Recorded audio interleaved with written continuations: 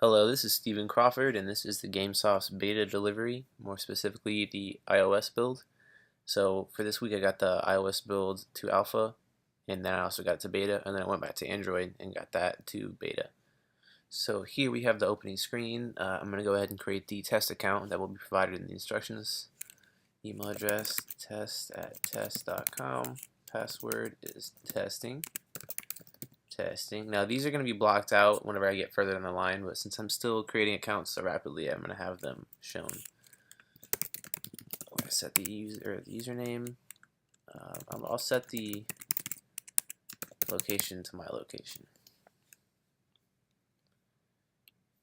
and choose an image. Alright, we've got an account created. Now here we are. We can post. So let's go over what I've added. We'll go to the settings here. I've added a tournament filter, which will set that to 50, and we'll go check it out. So the tournaments, we have a pin for every tournament here that's within 50 miles. So we can see we got Call of Duty here, the Halo tournament here. We can see more information, just like the Android version, just a little different looking. So if we wanted to go in a little further, maybe zoom in to what's just nearby us, we could change that to 10. It zooms in just a little bit, and it also removes the pins that are outside of 10 miles. So you'll see that one was removed, that one that was over here. So there we go. I've also added the ability for users to update their user information. So right now we'll go ahead and change the email address to test123@test.com. Oh, that email address is already in use by another account. So we are going to add test12345. There we go. So now we've updated our account. We can check it out.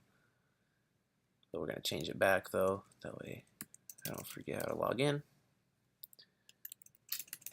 We can switch around some other values. Corpus.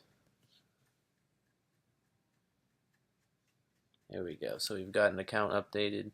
We can come back over, check it out one more time. Test@test.com, Corpus. There we go. So now we can also see the new releases tab.